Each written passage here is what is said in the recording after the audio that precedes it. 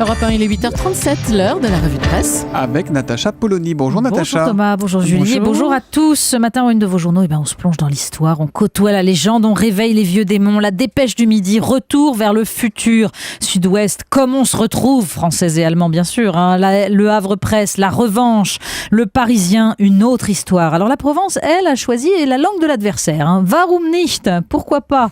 Et puis, les dernières nouvelles d'Alsace prouvent qu'une histoire commune, parfois même douloureuse, permet de dépasser le chauvinisme. La fête des voisins, joli titre.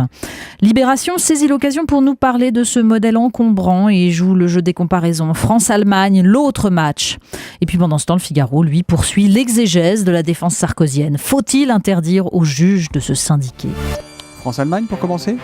Oui, alors on vous épargnera les récits obsessionnels de ce jour sombre de 1982 où Schumacher a éparpillé Battiston et les rêves français. Un nouveau Sedan, écrit Philippe Vaucan dans Le Républicain lorrain.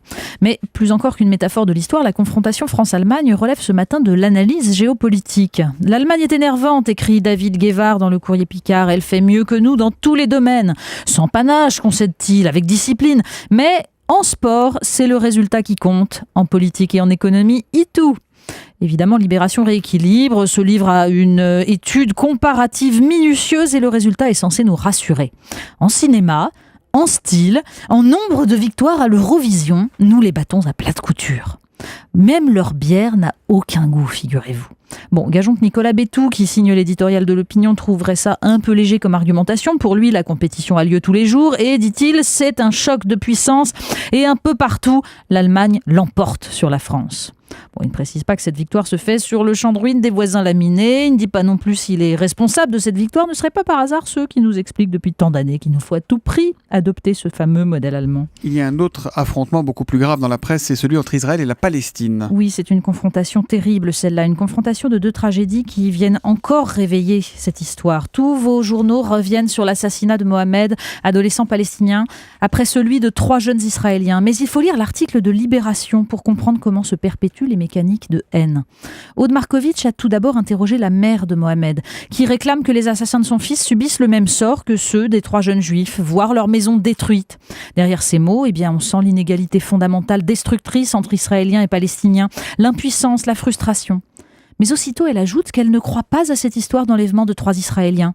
C'était sans doute, dit-elle, un accident de la route et ils nous ont mis l'affaire sur le dos pour placer des barrages en Cisjordanie. En face, on a cette jeune Israélienne qui ne croit pas qu'un juif ait pu commettre l'assassinat de Mohamed. On nous a volé le deuil de nos jeunes, dit-elle. Une autre sur Internet écrit « À chaque fois qu'ils nous déclarent la guerre, aussitôt ils nous sortent un enfant palestinien mort. C'est à croire qu'ils avaient choisi d'avance quel enfant ils allaient sacrifier. » Mais les enfants, ce sont les mêmes à Paris ou à Göttingen, chantait Barbara. On ne le sait visiblement pas encore à Hébron ou à Tel Aviv. Affrontement encore avec à ma droite Nicolas Sarkozy, à ma gauche François Hollande. Oui, alors ça c'est une autre confrontation, mais sur le mode de l'opéra comique.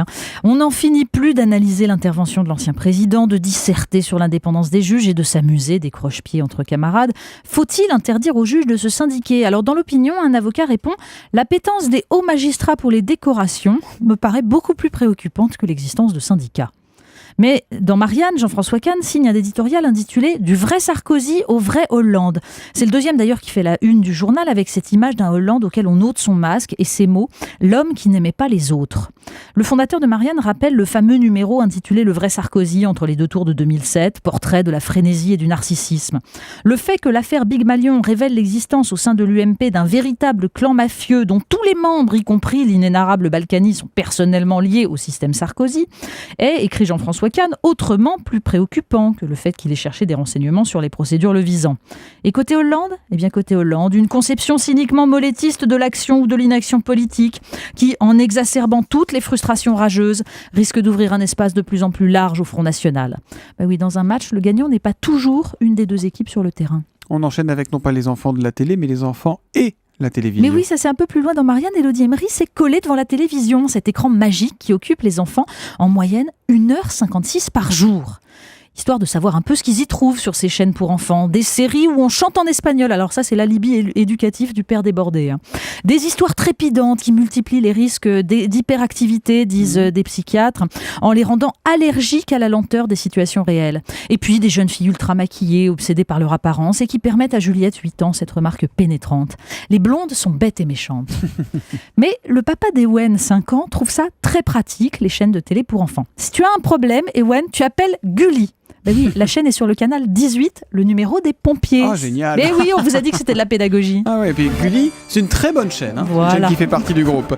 On termine avec quoi ? Avec le féminin gratuit Stylist qui nous raconte qu'un fondu de jazz américain a déboursé $25 000 pour être enterré dans le Bronx entre Duke Ellington et Miles Davis. Ben oui, il faut que l'éternité soit musicale. C'est une mode, paraît-il, aux États-Unis. Déjà en 1992, Hugh Hefner, le fondateur de Playboy, avait acheté 75 000 €, une concession à côté de Marilyn Monroe. Ça doit être sympa, l'éternité à côté d'elle. Ben, figurez-vous que ça gagne la France. Il y a un an, des électeurs de droite ont payé 11 millions un sarcoton pour être enterré à côté du cadavre de l'UMP.